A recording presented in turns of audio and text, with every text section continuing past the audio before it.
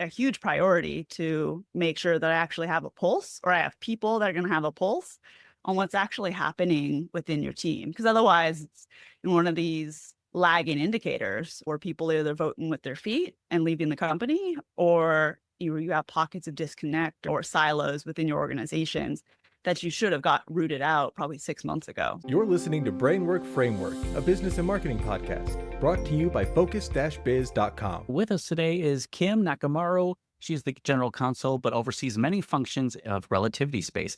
Relativity Space is a rapidly scaling rocket company and leader in large-scale additive 3D printing, manufacturing on a trajectory to become a commercial space launch company and U.S. government partner for critical R&D and innovation, featuring over 1,200 plus employees. Kim, so excited to have you on. How are you doing today? I'm doing great. You nailed that company description. Well, thank you so much. I appreciate it. So excited to have you on. Tell us more about your background and experience and how that kind of brought you into what you're doing today at Relativity Space. Yeah, I'm a lawyer by trade, and I'm still a lawyer, a happy one. And I came to rocketry in a nonlinear way. I think any person, any executive will say that they zigzagged through and never foresaw where they might have ended up. But I've always had a passion for whether that's building from an athletic perspective, building your academic career, or building businesses. So when I came out of law school, or even when I was thinking about law school, I wasn't thinking about this of wanting to be Law and Order on TV, though I did do a stint with a federal judge, which was very much somewhat like that. I really believe that every piece along your way builds to where you're getting. And so starting with that particular judge, he wasn't a typical litigator who did trials. He was actually a mergers and acquisitions lawyer and a general counsel by trade, which I think he might have been the only judge on the federal bench who had a background quite like that. And he did things his own way.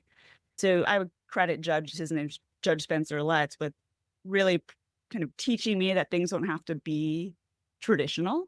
You don't have to go to X or Y school and then go down this path in order to forge the career that you want and that suits your soul. And so here, similar to him, I went into an M&A practice at a large law firm right away. And notwithstanding it being a large law firm, I aligned with a partner there who enabled me to have a large remit. So yes, we did mergers and acquisitions, in large part in the sports and entertainment space, but also the telecommunications space. But because I have an entrepreneurial spirit, part of my pro bono practice, meaning when you're providing free legal services, one of the things I did was provide outside general counsel to early stage tech companies who didn't have legal services. And so that was my first taste into what a general counsel might do, and working with founders and entrepreneurs who are going to throw whatever it is that they have in front of you. So that's where I said, oh, Judge Letts, I can see why that type of role would be interesting.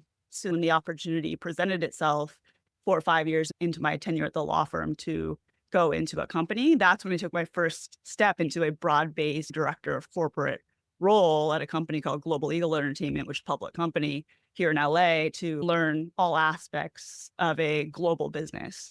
And so then almost 5 years, I became the general counsel there, eventually served as general counsel for a couple of years. That was an aviation and media and content business. And even though I went there because it scratched the sports and entertainment itch, it had a huge satellite connectivity business, international aviation and maritime business, and some government work too. Then the next role that came along, I was recruited to a tech company called Eagleview Technologies, based in Seattle. That company was a geospatial technology company where they put, what do you call these different high-res cameras on small aircraft, and we owned the aircraft business. So it started to be where some of my current scope includes safety, and I was on the aviation safety board there. Suddenly I'm going to hangars and dealing with mechanics and technicians, and I never saw that coming. But then equally having a highly innovative software as a service aspect of that business, huge IP function that I got to build there, and just a really high-performing legal team. So from there, was recruited to my current company. Relativity Space is a startup. It's my first startup. So my trajectory was public company general counsel, so with some aviation adjacency, to a private equity-backed company, this Eagleview technology company, to now a venture-backed startup. So 3 very different spaces. I think what was perhaps attractive about my candidacy to the current company was that I've been in highly regulated spaces before. I scaled teams, helped businesses scale, and Relativity is at a position now, and we can get into exactly where we are right now, but we're a late stage startup who's on a trajectory to scale both in terms of employees and in terms of business size and market value. So we're right at this hockey stick moment. That is a really exciting thing. In addition, it's rockets. We actually build rockets. One of the two coolest subjects that literally every child chooses one or the other. It's either dinosaurs or it's space. Exactly. Rockets, that's the coolest thing. No, and I have 3 boys. They're all under the age of 7. And it's much easier to explain that mommy builds rockets as opposed to saying mommy is in a SaaS business, or when you're on an airplane and you're looking at movies, mommy does that. I mean, I guess that's kind of tangible, but quite literally, we're in a 1,000,000 square foot rocket factory in Long Beach, right next to the Long Beach airport. We have huge pieces of rocket hardware on the floor now, which is different than a year ago or a year and a half ago when I joined.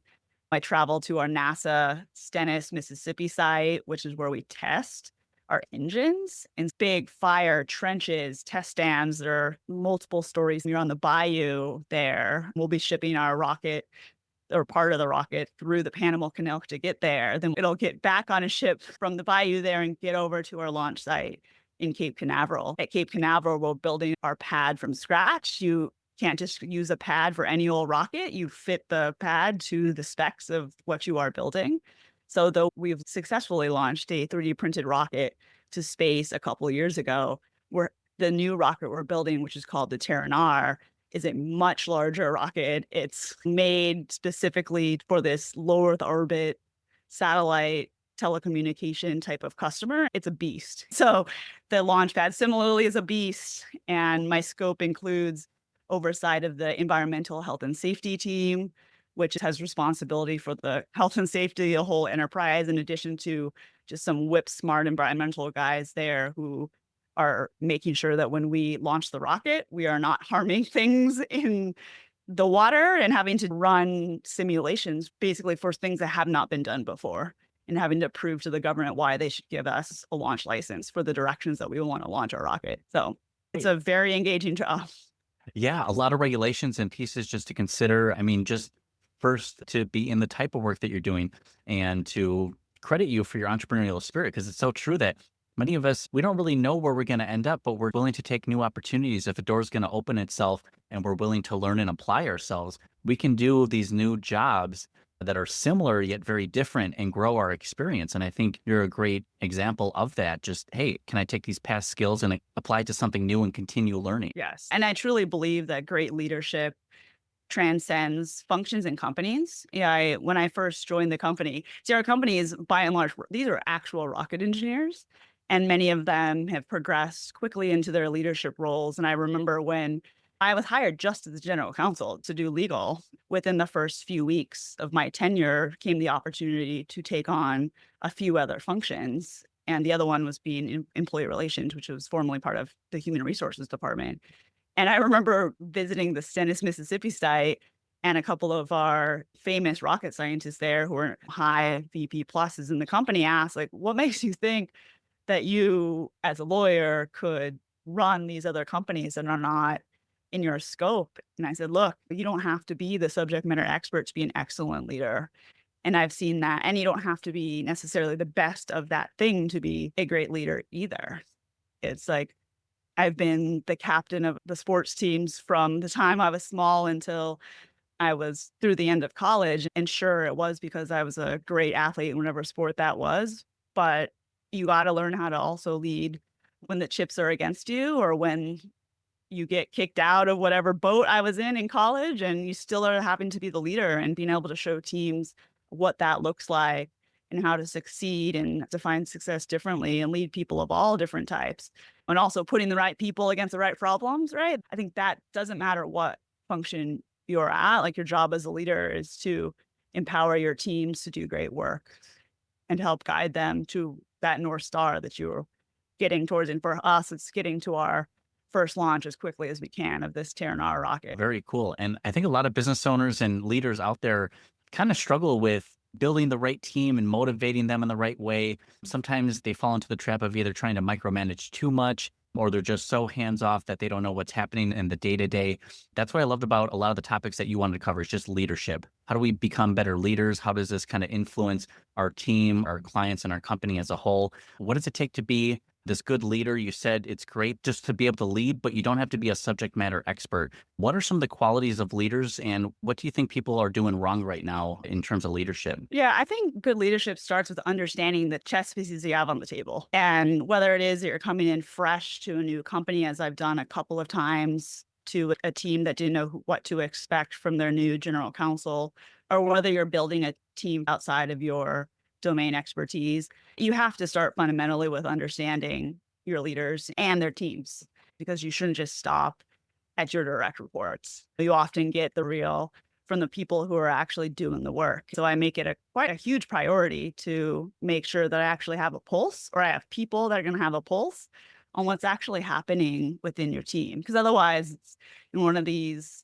lagging indicators where people are either voting with their feet and leaving the company, or you have pockets of disconnect or silos within your organizations that you should have got rooted out probably 6 months ago. Right. And those are difficult decisions to make. It's like, did we hire the right person? Should I cut it off now or wait to see if they grow? And can we mold them into something better? It's a challenge. Maybe it's not the right fit for an employee. How do leaders focus now in 2025? I feel like the demand in the labor market has shifted. I feel like the labor workforce has a bit more negotiating and bargaining powers. Maybe they're looking for flexible options or work from home options. So it seems like leaders need to motivate and inspire them in different ways. Are you seeing changes or shifts in the way leaders are kind of inspiring their team or even hiring and firing? Yeah, I think so. It's an interesting time. I think back in the fall of this past year, everyone was kind of waiting to see what was going to happen with the election. And then we'll wait till the inauguration. We'll wait till after year end, and then we're going to see what we're doing with hiring. And I think it is strange right now, the hiring market, because on one hand, we're seeing not that much hiring, but on the other hand, we're not sure why. And it could be people who are in okay jobs or just kind of standing by because there's a concern out there where, gosh, if I leave, so much instability in the markets, both the financial markets, but then also I think the labor markets. I don't know if people are willing to take that extra step out and go to somewhere where maybe things either won't be better or there'll be a series of layoffs that are making the rounds around the industry. I mean, obviously in the federal government, a lot of our customers are government research and development. So for us, we're having an interesting dynamic there, and we have a lot of interest because of that. So I do think that employers, as far as what they're offering, I think that's one topic, but I think what you can do when you're on the inside, and this is more about retention, is people at the end of the day, you got to know what motivates people.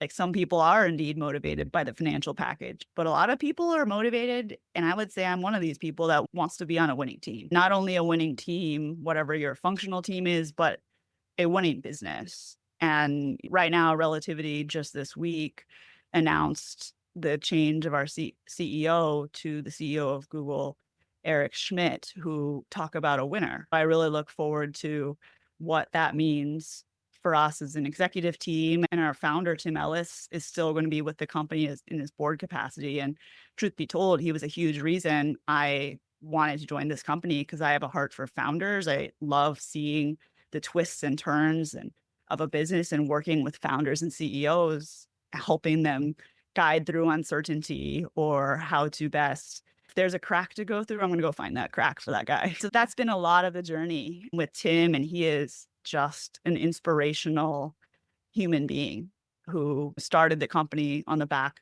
of a napkin. Sounds stereotypical, but it's true. And he thought that humanity depended on being able to large scale 3D print and also enables life in an interplanetary way, potentially. And so sounds like a boy's pipe dream has turned into reality. And I'm excited to see what Eric Schmidt brings to us from like an operational rigor. He's obviously quite well known for the success he brought to Google. He took over right when Google was taking over from their founders. So here you almost see history repeating itself, hopefully 15 years later from his tenure. 2011 is when he left Google, and this is his first CEO role since then. So to say that we're Wow. thrilled by that is an understatement. And what that means for our ability to attract and retain the best and the brightest and the smartest to come to a place where we really think our culture is different too. So to your point of what you're doing for employees, we really think we could win without having to be a psychotic, cutthroat place. But make no mistake, we are very hardcore. We have expectations. You can't try to launch a rocket in a year and a half from now by sitting on your laurels. Definitely need some action. First, congratulations on acquiring the new CEO. Hopefully, he can bring in a lot of the technology and just advancements he brought Google in the early stage of the startup and the growth phase that Google saw early on in those years. But something that you kind of mentioned just right now is a lot of businesses and people were waiting till after the election and then waiting till after the inauguration. Just that fear and uncertainty that's happening both in the markets and business and international trade space right now. But leaders kind of need to remain strong and steadfast during these times. Should they be showing emotions? How do they kind of manage the feelings with reality versus the decision making with all the uncertainty going on? How do they kind of like stay on the path? I think there's ways to support your culture that you've built at your business in a way that doesn't use catchphrases that people have an allergic reaction to. Because, for example, one of our core values at Relativity is humanity. And I think that transcends who's in office. Support our employees, whoever they are and however they show up every day. And we really believe that that's a strength of ours. So you don't have to use these catchphrase terms to describe that. And we believe our culture is indeed reflective of our belief in everyone's humanity. So I do agree, though, it is a hard time for businesses. I think this is probably one of the top topics for any executive team is how do we deal with the executive orders? What are we going to say? And especially for a business like ours, where we have government customers, this is a very volatile subject within any business, and certainly one where we clearly are going to comply with the law and regulations. And I think employees are smart enough to understand that two things could be true. That on one hand, you will comply with the law. You might not agree with it, but we're not going to violate the law.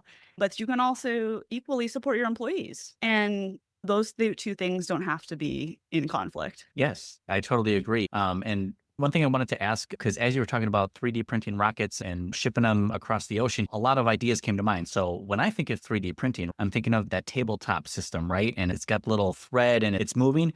Is doing this for rockets at a much bigger scale? Is this a Cape Canaveral style, like 3D printer that's just humming around and building? Or is it kind of built on a smaller scale and pieced together? No, Tim invented the large scale 3D printing that we became famous for. And this is called wire arc additive manufacturing, or WAM. So if you imagine, my son has this thing called Toy Box, which is plastic and it makes the little toy, and they're probably the size of your hand at the biggest. But this is like 18. This thing takes up our ceilings 100 feet high. We can print things like 18 feet across. So imagine it turns sideways. So instead of something additively coming up, it's facing out. So if you're thinking about the barrel of a rocket, it comes out from the build plate with metal wires. And then there's the proprietary technology. These arms come and fuse them together. Oh, so Yes, cool. yeah, that's really cool. And there's another method called powder bed fusion technology, which has been around. And we use a lot of that in our engines. And that's more of a kind of a spray. And you can imagine how cool that is, especially if you come from a manufacturing background. My husband was one of the big primes. And part of his scope was overseeing manufacturing. And if you're having an individual look at every single one of these parts, and imagine if you just had one, the amount of time that takes out of the integration and the tests of that particular part is something that we really believe is going to be and is a game changer in the industry. Yeah, and it seems like it presents just a new set of challenges. Like you said, that quality control piece where it was each individual piece, now it's just there in one. So it's like the challenges change, they just shift and pivot a little bit, but you're just adapting to how the technology changes and what its needs will be. Yeah. And it doesn't take too much of a stretch of imagination to think about how the government might use some of this technology.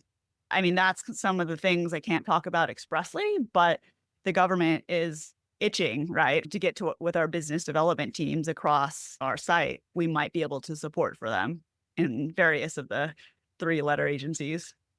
Right, absolutely. Something to consider is if you're not sure what pieces to put together here, just consider where the most money comes from for and with the government. And we know a lot of the funding that comes through for both nonprofits and those who rely heavier on government contracts, just that uncertainty going forward. But I think there's a benefit to having some backing from the government through the support, through contracts. It just allows you to advance and kind of know, okay, we can rely on this money to come through and we can set this aside for research and development or try this new technology. So it just Right. kind of changes things for you. Yeah, and though we have really 2 businesses in that sense, we really believe that our 3D printing business enables our rocket business. Our first rocket was 3D printed. We did a lot of R&D on that. A lot of it is ending up on the current rocket. So you can see how that's a Venn diagram, but then also it's a standalone business as well when you think about all the government use cases there might be. So I think that's also the shift. When you think about these founder-led companies that sometimes it started as a science project, but then you start thinking about, gosh, that's nice. We proved that a technology works. And is this viable in the market? And so that over the last few years has been a huge focus. We need to make this thing have product market fit, just like any business, just like any of the 3 businesses I've been a part of or any clients I've served. At the end of the day, we're here to have a profitable business. So we're not just thinking about making one rocket and making sure it gets to its first flight at the end of 2026. We're thinking around the corner about scaling that to how many launches we're going to be able 10, 20, 30 rockets per year. And by the way, we're making a reusable rocket. So when you think about the economies of scale there and the amount of money and profit that will enable, that's what we're going for. Oh, very exciting. Now, you shared a lot of use cases for government uses. Would this be available to the general public or available to businesses and commercial manufacturing applications Yeah, in I the think future? we take a lot of pride in the intellectual property, both from a patent and trade secret side of the house. And we have a fabulous industry leading head of intellectual property and her team work closely with the business to make sure that we are developing those competitive moats around the different aspects of our technology. Because though, yes, like right now we are laser focused on building the rocket and getting rocket to the launch pad as fast as humanly possible, we are thinking about what other revenue streams are there. Are we protected? Are we ensuring our freedom to operate from an intellectual property perspective? That's forefront in our minds. And I think that any legal professional and a lot of people who, like a lot of these engineers, are quite familiar with those types of principles. And that's really embedded in like who we are culturally in terms of how we think about our engineering principles and how we think about the protection of our intellectual property. It's something to be mindful of as you kind of grow and scale and try different things because you don't want to enable your competitors to just replicate what you've been doing. If they buy a 3D printer from one side and then replicate what you're doing, it would be very difficult to really do it right. Yeah, no, that's right. We take the intellectual property of others extremely seriously. Like that is a cultural thing that we're really proud of here. And that goes for former employers of our employees, but also as we work with a myriad of vendors. We make sure that we set up the right protocols to make sure that people understand where the lines are and how to conduct themselves. So that is something that I think all businesses should be thinking about, especially as they start to scale. I think early stage companies often don't have a legal department, sometimes don't have business people who are thinking about that aspect around the corner, but no quicker way to stop progress than for people to flub that and to not have the right protections in place when competition comes around or when you're working with vendors and that vendor is upset and all of a sudden they think that you're using their IP. Right. Absolutely. Kim, I wanted to ask, where can people find out more about you or get connected with you or your company online? Yeah, so I'm on LinkedIn. And I have a public profile, Kim Nakamaru. You look that up, Relativity Space. Relativity is a fabulous brand and communications department. And you can find us on Instagram. You can find us on X. We're on LinkedIn, certainly. And you can read more also about this week on Monday when we announced our CEO transition. We also launched our 2025 Terranar product update. We've been, heads down, laser focused on building the business for the last year. And we haven't been active as much showing the progress of the rocket, but this is the first time in about a year where we put out, I think it's 45 minutes long, and you don't have to be a rocket scientist to really appreciate how cool and how much progress has been made in just a year. Very exciting. I love that. So excited to check that out. And we'll have all those links available down in the show notes and the description for everyone to check out. Kim, any last parting advice you would share either with your younger self or maybe other leaders or business owners, entrepreneurs out there who are either just started or they're struggling, spinning their wheels right now? Is there any advice that you would give to them? I would say if it feels scary, that's probably the right move. Throughout my career, even during college, even before, sports, any business, anything, school, when something you feel slightly over your skis or you think that move is something uphill too far, it's probably the right move. I think that's the way you stay hungry, you stay thirsty, and you're never sitting back. Because I believe in what relativity is building here and the culture of winning. And I think that's been central to who I've been from the beginning. And I think you don't win without taking considerable risk. That's why I think being a founder and entrepreneur is such an incredible thing to have just in your core, because that applies regardless of if you're actually building a business or whether you're just conducting your daily life. Absolutely. I totally agree. Some great advice here. Definitely need to take action. If it's scary, it's probably something that's going to move you outside your comfort zone, which means you're growing and expanding, something that we should always look forward to doing. Kim, we appreciate you sharing your tips and tricks, everything that's going on with relativity and everything you have going on. Very exciting. So looking forward to the progress as well. Yeah, thanks so much. Of course. Thank you.